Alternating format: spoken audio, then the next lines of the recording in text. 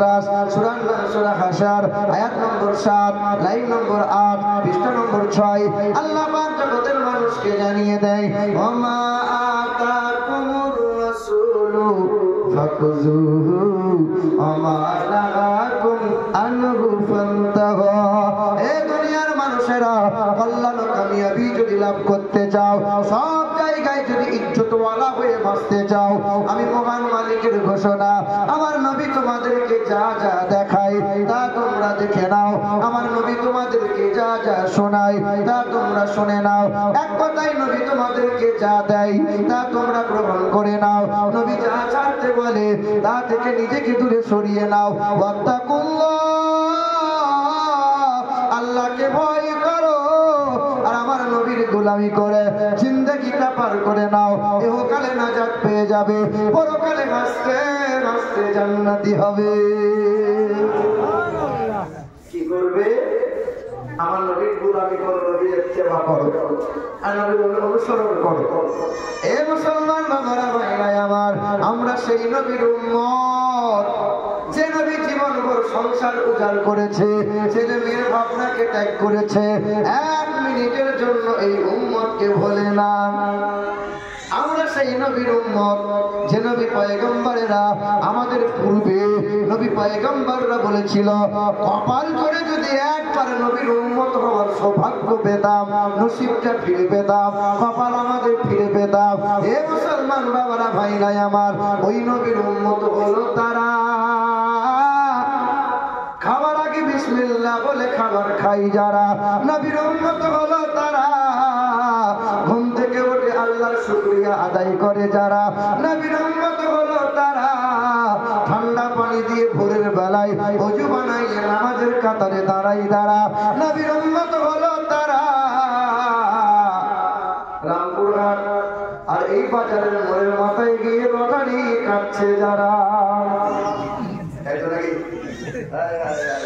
ছেলে লটারি কাটে, লটারি তোমার গ্রামের ছেলেরা সেমন কাটে না, লটারি কাটতে আদালতে ধনী হবে, প্রতিদিন লটারি দোকানে যায় মাল পড়ে না, লটারি কাটে তো বিসমিল্লাহ আল্লাহ একটা দাগ লাগিয়ে দাও আল্লাহ। আমি দেখি প্রতিদিন ছেলেরা যায় বাজারে আগে খবরে কাগজ পড়ে, আমি মনে মনে চিন্তা করি দেশের খুব খবর রাখি বাবু, হ্যাঁ দেশ না ও শেষের পাতায় লটারি নম্বর দেখে। কথা বলছেন যুবক ছেলে বলছে আল্লাহ একটা দাগ লাগিয়ে দাও আল্লাহ, যদি 1 লাখ পাই 50 তোমাকে দেবো, 50 আমি দেবো। কথা বলছেন দেবো মা। কোনদিন একদিন হঠাৎ করে মাল থেকে গেছে 50, এই 50,000 টাকা নিয়ে মসজিদের সামনে এসে বলছে আল্লাহ তুমি আমাকে একটা অবিশ্বাস করলে আল্লাহ, আমি কি দিতাম না 50, তুমি আগে আগে 50 ভেঙে নিলে। আসলে হারাম কর ফেরেশতার মধ্যে একবার মর তারপর দেখবি। এবার নবীর উম্মত হলো তারা হারামকে লাথি মেরে হালাল গ্রহণ করেছে যারা, নবীর উম্মত হলো তারা ছেলের বিয়েতে হারামের টাকা দাবি করে না যারা, নবীর উম্মত হলো তারা নবীকে মনোপ্রাণ ছেলে মেয়ে বউ বাচ্চা সবার অধিক নবীকে মহব্বত করেছে যারা। ইন কানা আবাউকুম ওয়া আবনাউকুম ওয়া ইখওয়ানুকুম ওয়া আজওয়াজুকুম ওয়া আশীরাতুকুম ওয়া আমওয়ালুন ইকতারাফতুমুহা ওয়া তিজারাতুন তাকশাউনা কাসাদাহা ওয়া মাসাকিনু তারদাউনাহা আহাব্বা ইলাইকুম মিনাল্লাহি ওয়া রাসূলিহি। কোরআন শরীফের পারা নম্বর 10 পৃষ্ঠা নম্বর 9 আয়াত নম্বর 24। সন্দেহ হলে 9 নম্বর পৃষ্ঠার মধ্যখানে আছে, বান্দা একবার নজর করে দেখে নিস। আল্লাহ পাক জানিয়ে দেয় এ দুনিয়ার মানুষেরা ব্যবসা করো, বিজনেস করো, চাষাবাদ করো, চাকরি বাকরি করো, বাড়ি গাড়ি করো, আমি আল্লাহ পাক কখনো তোমাকে মানা করি নাই, তবে যেন বিবির মায়ায় পড়ে গিয়ে ছেলে মেয়ের ভাবনা ভাবতে গিয়ে আমার নবীকে যেন ভুলে যাবি না। আমি মহান মালিকের 2 ঘোষণা, এক হলো মুহাম্মদুর রাসূলুল্লাহ, দ্বিতীয় হলো কালামুল্লাহ।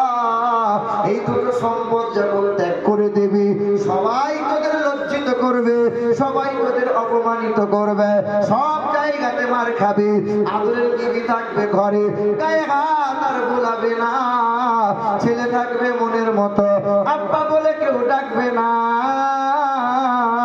পাড়ার বন্ধু অনেক থাকবে, কাছে কেউ আসবে না, আর বছরে বছরে চাষ করবে, ফলন তেমন হবে না, বড় বড় পুকুর হবে, মাছ কিন্তু হবে না। আল্লাহ বলে গজব নামিয়ে দেব, শান্তি কোথাও পাবি না, সব জায়গাতে লাঞ্ছিত হবে। সেদিন জিজ্ঞেস করি, চাষা কি ব্যাপার? বলে বাপ, আমার ঘরে একবার আসবি, তোকে দাওয়াত দিচ্ছি বাপ। তো চাচি বলেছে ঠিক আছে যাবো। তো তার বাড়িতে যাওয়ার পরে দেখছি হ্যাঁ খামচা ভরা মাছের মাথা, কলিজা ভুনা, মুরগির রান, রসগোল্লা এইরকম সাজিয়ে রেখে দিয়েছে, বুঝলেন?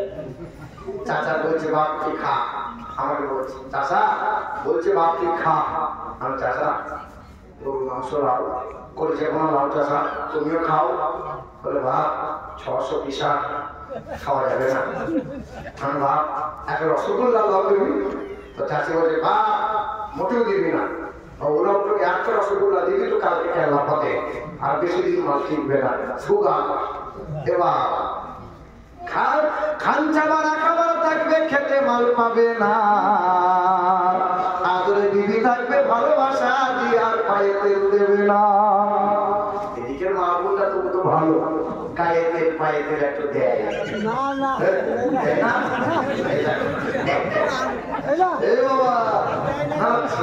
সত্য বলবেন, অসুবিধা নেই, লজ্জা করার কি আছে? আমি বছরে 2-3 বার করে নানি বাড়ি যাই, কারণ আমার আত্মীয় স্বজন আছে, আত্মীয়দেরকে দান সাথে একটু আগে করতে হয়।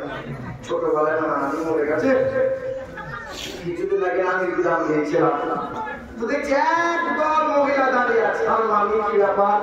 বলে বাপ ব্যাংকে গিয়েছিলাম, মাস শেষ, চাকরির টাকা তুলতে গিয়েছিলাম। কিসের টাকা? লক্ষ্মী ভান্ডারের টাকা।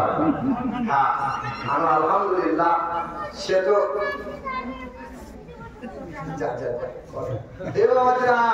শোনো